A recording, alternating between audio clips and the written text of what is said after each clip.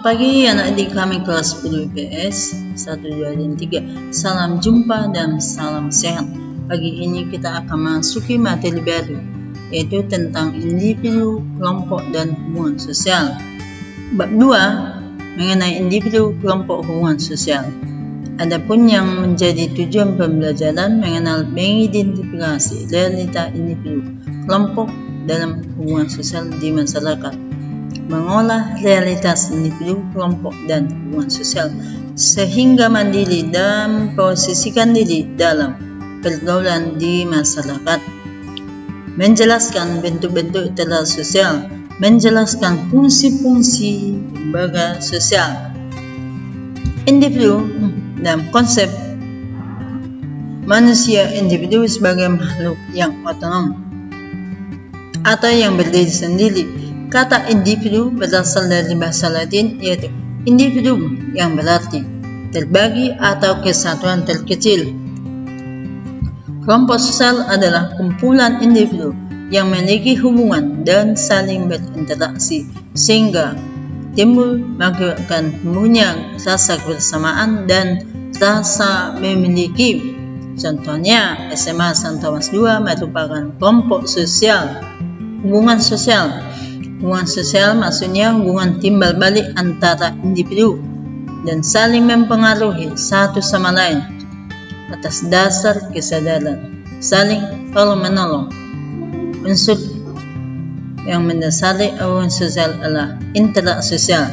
Maka demikian interaksi sosial maksudnya sana adalah hubungan sosial yang berlangsung secara dinamis antara individu dengan individu, individu dengan kelompok, kelompok dengan kelompok yang menghasilkan bentuk-bentuk interaksi sosial seperti kerjasama, persaingan, konflik. Hakikat interaksi sosial. Manusia secara kodrat adalah makhluk sosial yang di dalam dirinya terdapat hasrat untuk berkomunikasi, bergaul, dan juga dengan bekerja sama dengan sesama. Karena itulah interaksi dengan orang lain merupakan kebutuhan mendasar dalam diri manusia, dan juga munculnya interaksi ini sebagaimana kita sebagai manusia memiliki berbagai kebutuhan. Contohnya, kebutuhan akan makan. Supaya kita bisa makan, kita akan membutuhkan beras yang akan kita peroleh dengan melalui pedagang. Pedagang itu memperolehnya dari petani, maka terjadi sana sudah hubungan. Kemudian juga kebutuhan akan pendidikan. Supaya bisa kamu memenuhi kebutuhan pendidikan ini, maka kamu akan masuk sekolah, dan di sana terjadi hubungan antara siswa dengan guru, juga dengan kepala sekolah, juga dengan staf, atau juga dengan karyawan. Kemudian yang menjadi syarat terjadinya interaksi sosial ada dua, kontak sosial dan juga dengan komunikasi. Kontak sosial berasal dari dua kata, kon atau kum dan tak. Kon dan kum maksudnya adalah bersama, dengan tak, tango yang artinya menentu, maka menentu bersama itulah kontak. Tapi dengan adanya kontak sosial itu maksudnya adalah aksi individu maupun kelompok sebagai prasyarat yang mengandung makna dan mendapat reaksi dari si penerima. Itu maksudnya kontak sosial. Kontak sosial ini ada bersifat positif dan negatif. Jika hubungan menghasilkan suatu kerjasama, itulah kontak sosial positif. Contohnya, ketika pedagang ikan atau sayuran lewat depan rumahmu, si ibu menawari dagangannya yang diakhiri dengan adanya transaksi jual beli. Inilah namanya kontak sosial secara positif. Tetapi apabila terjadi antar menawar dan si ibu tidak jadi membeli dan meninggalkan si pedagang dengan bersungut-sungut, itu namanya kontak sosial negatif. Kemudian, kontak sosial primer. Kontak sosial primer maksudnya hubungan secara langsung dengan tatap muka atau sentuhan fisik. Maksudnya sentuhan fisik salaman. Seperti siswa dengan guru di dalam kelas dalam proses belajar mengajar. Atau ketika kamu berbincang-bincang dengan orang tua di meja makan. Itulah kontak sosial primer. Kontak sosial sekunder. Hubungan yang berlangsung dengan ada perantara. Kontak sosial sekunder ada dua. Sekunder langsung, sekunder tidak langsung. Sekunder langsung itu adalah ketika saya menelpon seorang siswa yang tidak hadir atau menghadapi suatu masalah.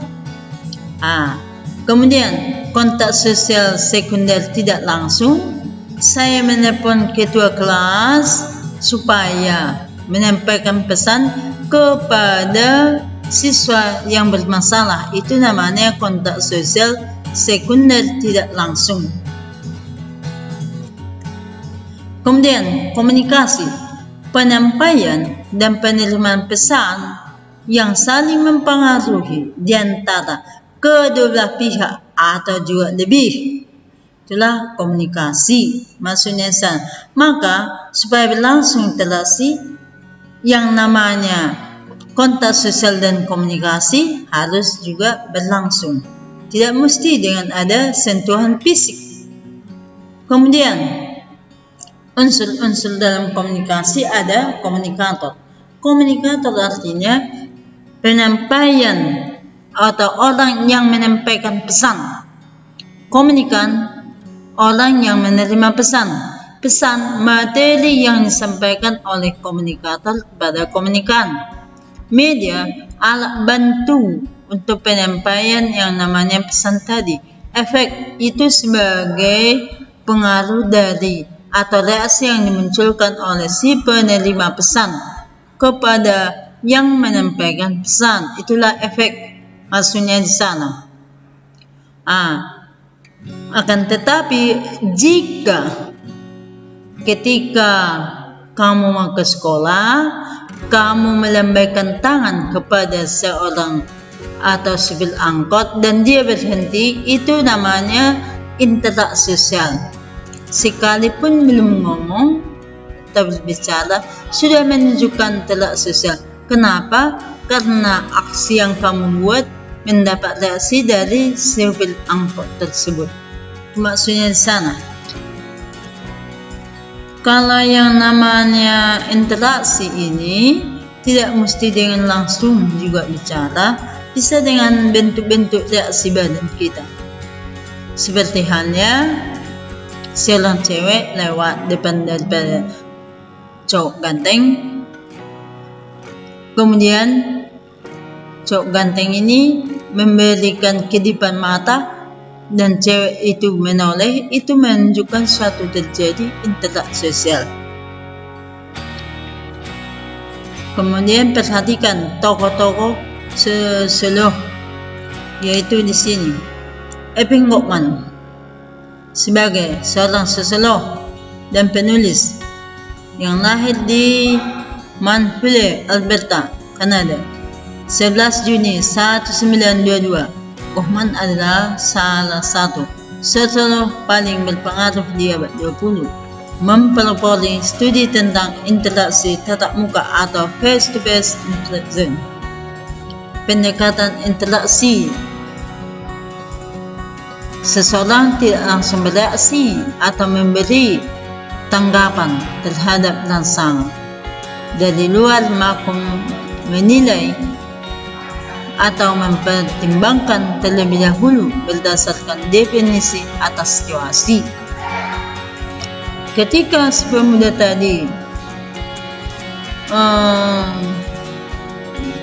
memanggil-manggil cewek yang atau gadis yang lewat depannya itu, dan si gadis tidak langsung memberikan respon, dia akan memikirkan dulu dengan maksud apa si pemuda memang dia. Itu bisa dikatakan di sana masih merupakan pendekatan. Tetapi apabila cewek tadi langsung dengan memberikan suatu pandangan, walaupun tidak ada mereka bicara, itu menunjukkan sudah berlangsung sana interaksi sosial. Faktor pendorong interaksi sosial, imitasi proses sosial dengan meniru perilaku orang lain secara negatif dan juga secara positif. Coba lihat di gambar. Kedua remaja ini mengenakan kostum tokoh-tokoh imajiner idola mereka.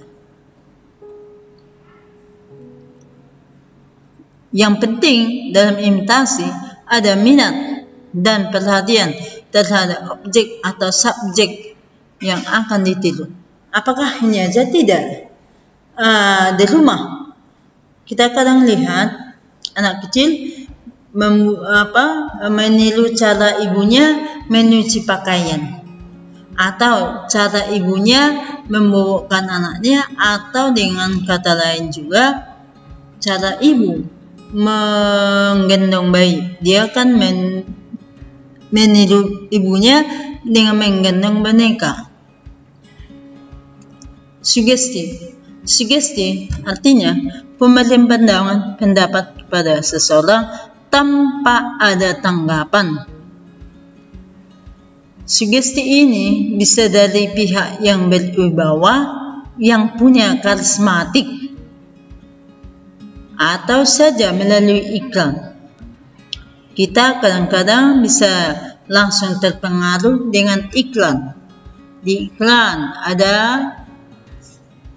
tentang seorang gadis yang memakai sampo, menunjukkan rambutnya hitam mengkilat dan juga dengan panjang lembut, maka kita dengan penampilan gadis itu terpengaruh akan membeli sampo seperti yang ditawarkan.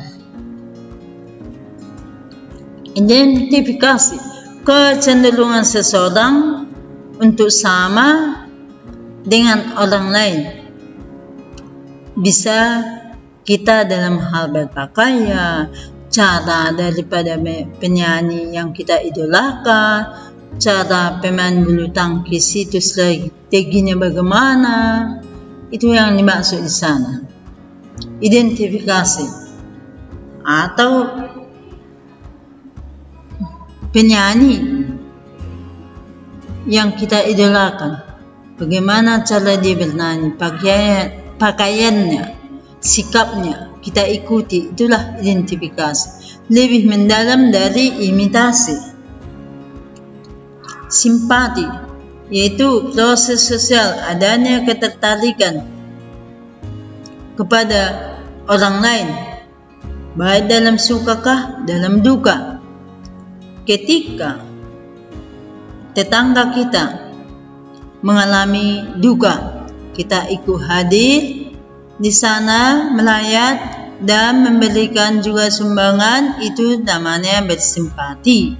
Atau juga dalam pesta yang diadakan oleh tetangga, kita ikut bergembira, itu maksudnya simpati.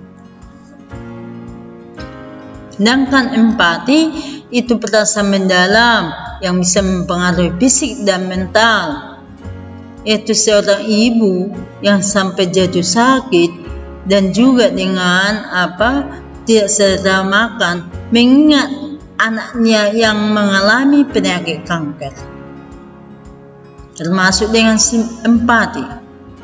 Atau seseorang mungkin enggan naik sepeda motor mengingat saudaranya meninggal karena tabrakan. Itulah empati namanya.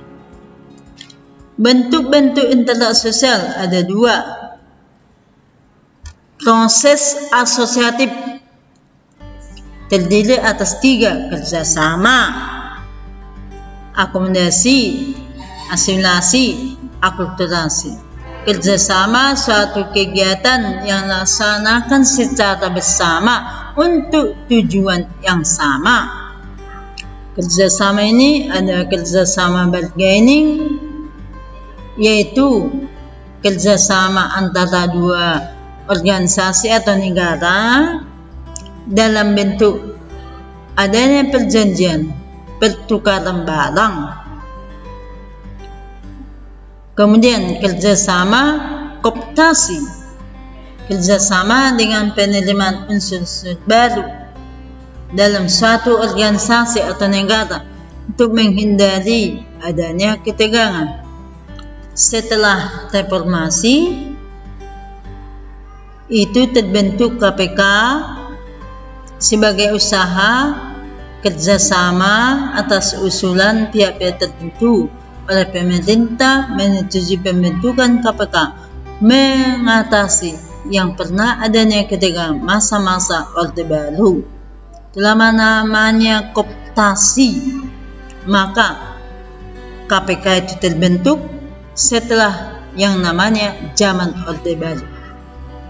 Karena terjadi aksi reformasi itu sehubungan dengan adanya masalah zaman Orde Baru, yaitu masalah korupsi di antara pihak-pihak pemerintah pada zaman Orde Baru.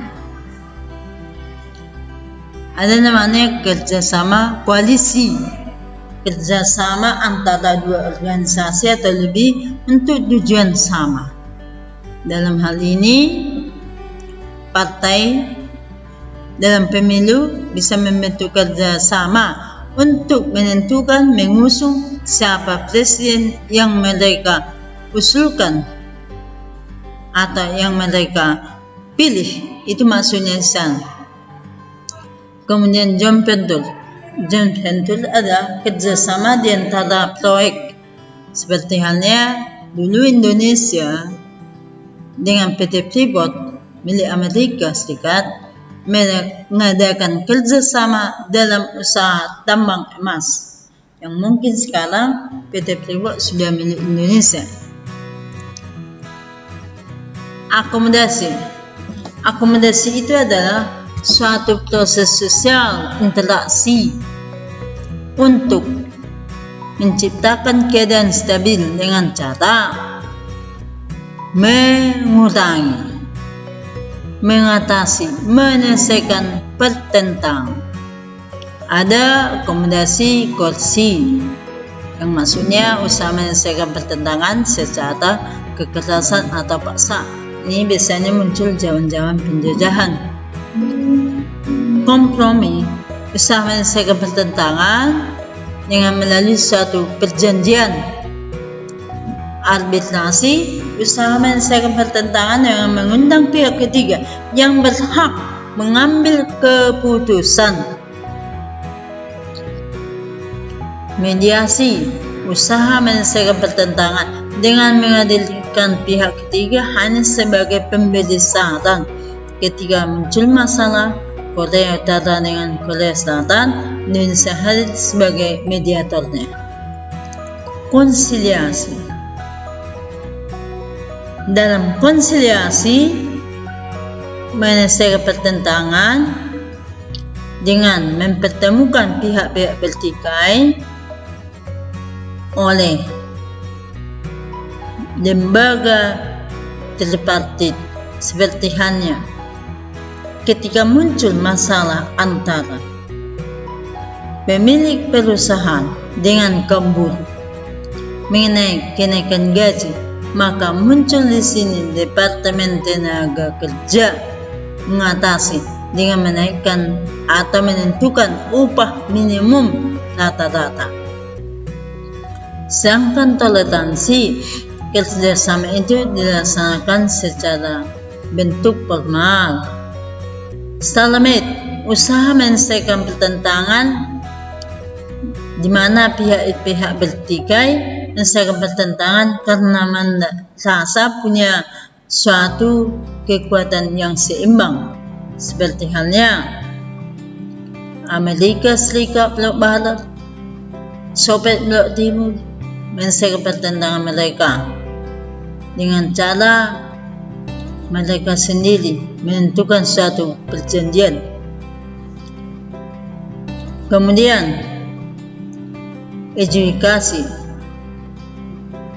usaha menyelesaikan pertentangan melalui pengadilan ataukah mengenai persengketaan tanah boleh, atau saja seperti halnya melalui masalah-masalah rumah tangga seperti di pengadilan agama Islam ada kemungkinan terjadi demikian. Segregasi, usaha penyelesaian pertentangan dengan ada pemisahan antara kedua pihak.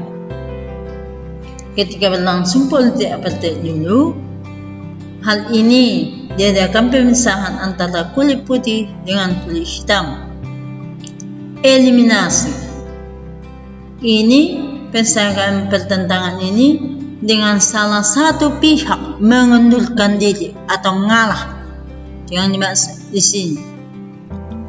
Sedangkan subjugation ini penyelesaian pertentangan di mana dengan pihak yang paling kuat ini harus menaati pihak yang kuat harus dengan menyampaikan kepada pihak lemah tentang keputusannya, dan pihak lemah ini mengikuti apa yang sudah ditentukan oleh pihak yang kuat. Itu maksudnya dengan subjugation. Keputusan mayoritas. Keputusan mayoritas penyelesaian pertentangan ini melalui suatu voting. Minority Council, penyelesaian pertentangan di mana kelompok yang minoritas harus dapat menerima kemenangan dari pihak yang mayoritas secara senang hati. Konversi ini antara lain usaha penyelesaian pertentangan salah satu pihak harus ada mengalah.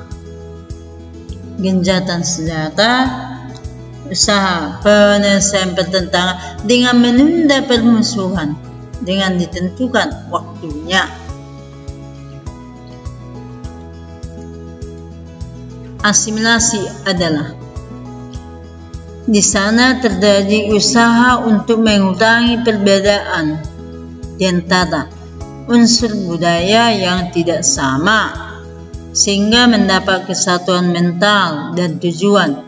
Contohnya, warga Tionghoa di Surabaya harus mereka menggunakan bahasa Jawa dengan logat Surabaya yang kental, sehingga bahasa ibu mereka tidak lagi tampak. Akulturasi, perpaduan dua unsur budaya yang berbeda membentuk suatu budaya baru tanpa menghilangkan ciri kepribadian masing-masing. Contoh, Candi Borobudur, perpaduan antara kebudayaan India, kebudayaan Indonesia. Atau musik keroncong merupakan perpaduan daripada musik dari Portugis dan juga Indonesia. Demikian juga yang namanya bersifat disosiatif ada 3: kompetisi, kontravensi, pertentangan. Kompetisi yaitu satu proses sosial di mana individu atau kelompok mencapai tujuan, memenuhi keinginan tanpa kekerasan melalui usaha-usaha tertentu. Contohnya, kamu lihat di gambar, terjadi pertandingan sepak bola. Sebelumnya mereka sudah banyak latihan bagaimana menendang bola yang baik, cara menendang bola supaya bisa masuk ke gawang. Kemudian di sekolah juga ada namanya persaingan mencapai prestasi. Itu bisa dilakukan. Kemudian namanya kontravensi. Kontravensi ini proses sosial di antara persaingan dan pertentangan. Itu muncul sebagai suatu rasa tidak puas atas suatu kebijakan tertentu. Bisa nanti memunculkan yang namanya hasutan, adu domba, atau juga dengan gerakan sosial yang disebut dengan unjuk rasa atau demonstrasi. Itulah kontravensi. Sedangkan konflik, suatu proses sosial di mana individu atau kelompok mencapai tujuan memenuhi keinginan dengan cara menjatuhkan lawan atau bentuk kekerasan. Maksudnya di sana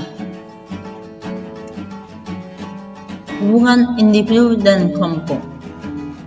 Hubungan antara individu dan kelompok adalah hubungan sosial antar individu, seperti kamu seseorang dengan seseorang. Kemudian hubungan sosial individu dengan kelompok, yaitu saya, ibu bapa dan zombie, melakukan pengajaran kepada siswa kelas 10 IPS 1, 2, dan 3. Hubungan sosial antar kelompok ini biasanya muncul dalam bentuk pertandingan. Kemudian hubungan antara keteraturan sosial dan tidak sosial. Apa maksudnya? Keteraturan sosial suatu kondisi di mana masyarakat dalam berhubungan menunjukkan hubungan yang selaras, seimbang, dan harmonis. Dan itu muncul melalui interaksi sosial. Jadi apabila antar individu, antar kelompok dalam interaksi sosial melaksanakannya sesuai dengan acuan, yaitu berdasarkan hak dan kewajiban, status dan peranan sosial, kemudian nilai dan norma, akan menciptakan keteraturan sosial. Tahapnya adalah tertib sosial. Yang dimaksud di sini tertib sosial adalah suatu kondisi di mana masyarakat dalam berhubungan sesuai dengan yaitu hak dan kewajiban, dan juga berlangsung itu dinamis dan teratur, seperti halnya di jalanan. Ketika pengendara sepeda motor selalu mengingat atau mengikuti kegiatan mengendarai sepeda motor dengan mengikuti rambu-rambu lalu lintas, itu menunjukkan adanya tertib sosial. Atau juga di desa, hubungan antara masyarakat berlangsung sesuai dengan hak dan kewajibannya masing-masing, maka akan menciptakanlah kondisi yang tertib namanya dan dinamis. Sedangkan order adalah yaitu sistem norma dan nilai yang sudah diakui atau dipatuhi oleh masyarakat, seperti peraturan sekolah, peraturan yang terdapat di rukun warga atau rukun tetangga. Itu yang dimaksud di sana. Keajegan itu keteraturan yang tetap yang berlangsung secara terus-menerus. Tindakan seseorang sesuai dengan nilai dan norma. Itu maksudnya di sana. Seperti halnya kalau kita dalam proses pembelajaran sudah ada ditentukan melalui suatu jadwal, kita ikuti, itulah menunjukkan keajegan. Kemudian yang namanya pola itu adalah corak hubungan yang tetap atau ajeg yang menjadi suatu model dalam hubungan. Contohnya, dalam menentukan suatu keputusan diawali dengan musyawarah. Itu yang maksud saya. Coraknya sana, polanya ada musyawarah. Maka bisa nanti menghasilkan keputusan yang baik kalau lakukan dengan musyawarah. Sehingga cara-cara ini bisa menghasilkan yang namanya keteraturan sosial tadi. Saat kondisi hubungan sosial yang dinamis dengan selaras, serasi, dan seimbang. Status dan peran dalam interaksi sosial. Apa hubungannya? Dalam berinteraksi, kita harus tetap ada acuan, yaitu status dan peran. Yang dimaksud dengan status adalah posisi seseorang di dalam masyarakat. Dalam status, ada 3 jenis status. Step status. Maksudnya, status yang didapat seseorang secara otomatis. Seperti halnya statusnya sebagai anak bangsawan, itu otomatis. Kalau dia lahir dari bangsawan, otomatis dia akan menyandang status tersebut.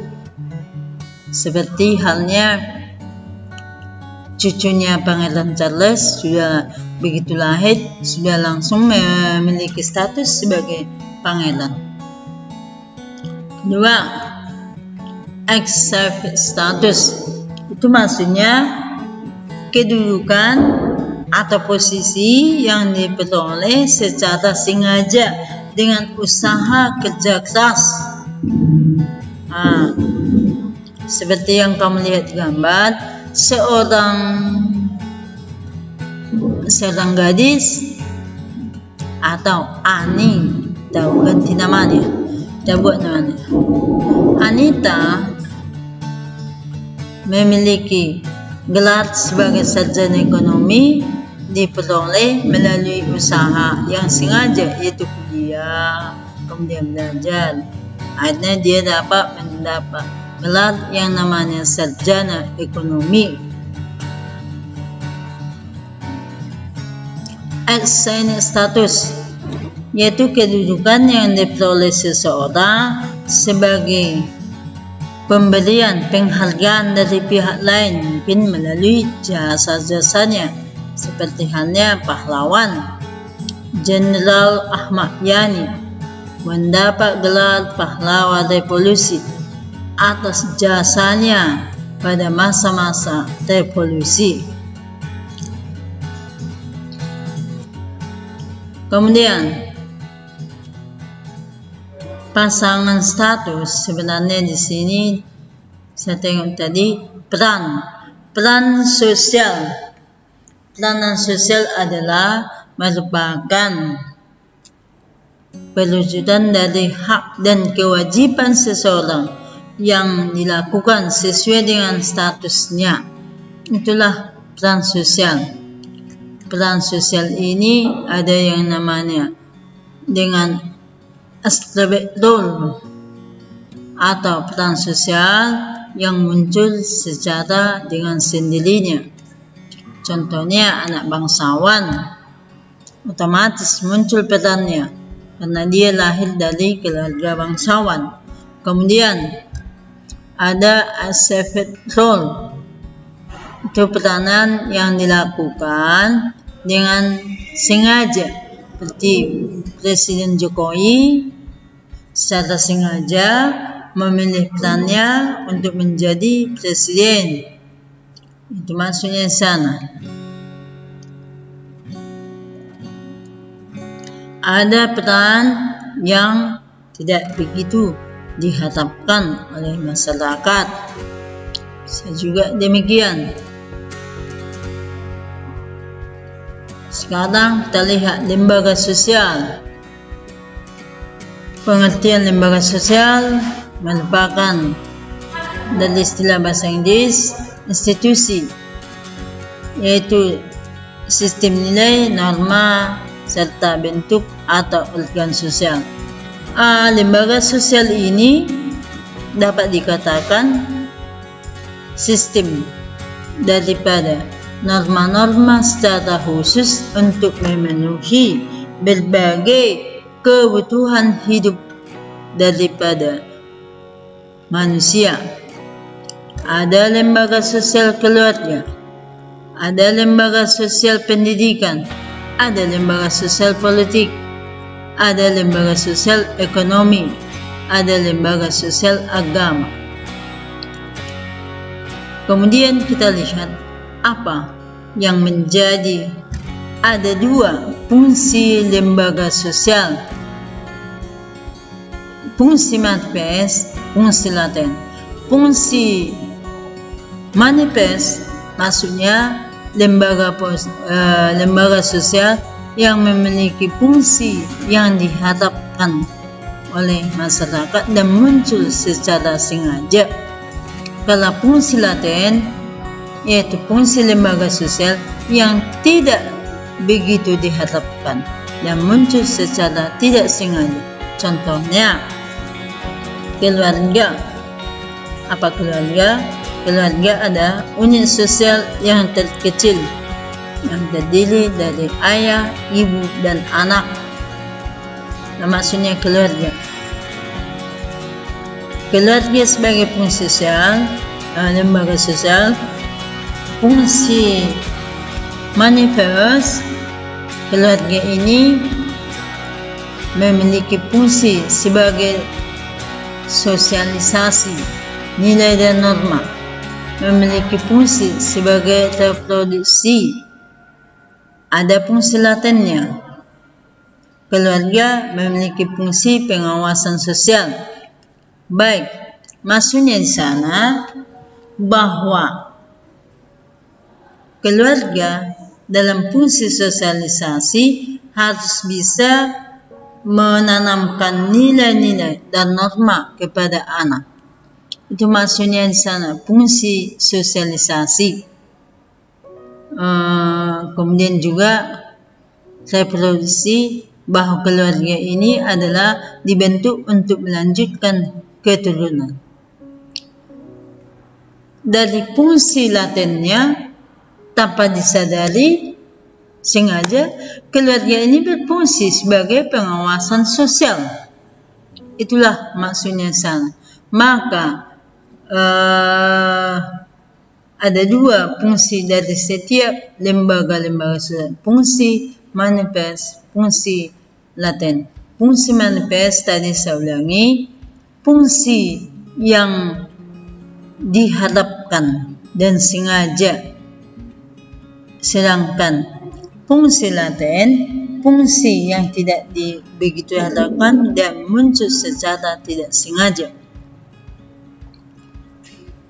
Baik, fungsi-fungsi daripada keluarga selain daripada sosialisasi, ada fungsi protektif, yang maksudnya keluarga ini berfungsi untuk tempat perlindungan secara fisik maupun secara psikologis bagi anggota-anggotanya.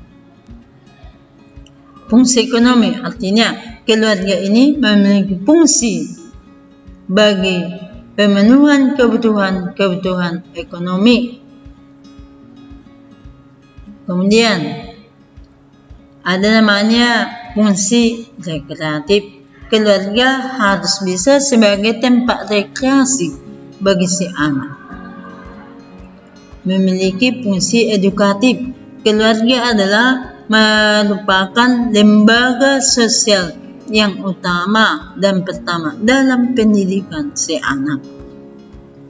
Ada juga disebut dengan fungsi emosional.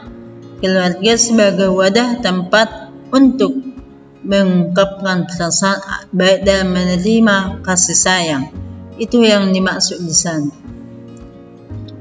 Fungsi-fungsi keluarga sebagai lembaga sosial. Kemudian untuk lembaga sosial lainnya termasuk dengan pendidikan, Coba kamu lihat pendidikan formal seperti sekolah menawarkan pendidikan yang berjenjang mulai dari tingkat dasar pendidikan tinggi, baik yang bersifat umum maupun khusus, seperti sekolah agama, sekolah luar biasa. Lembaga politik, keseluruhan tata nilai dan norma berkaitan dengan kekuasaan pemerintah yang dinamakan lembaga politik, lembaga berkaitan dengan masalah-masalah bentuk negara, bentuk pemerintahan, bentuk kekuasaan, serta sistemnya. Lembaga ekonomi muncul ketika orang mulai membutuhkan produk orang lain. Oleh karena itu, pedagang kaki lima, pasar tradisional, supermarket, dan juga dengan nilai merupakan unsur kepentingan dalam sistem ekonomi masyarakat. Tujuan lembaga agama menciptakan hubungan yang harmonis antara manusia dan Tuhan, sesama manusia, dan lingkungan.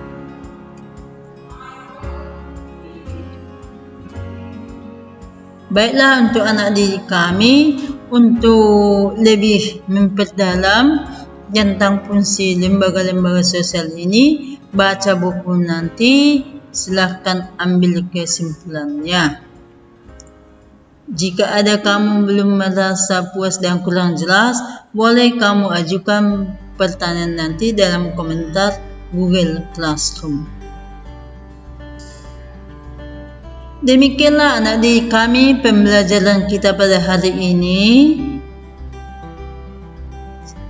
Kami mohon kepada anak didik kami silahkan dibaca-baca bukunya, dan nanti akan kita lanjut melalui Google Classroom untuk membuat penjelasan.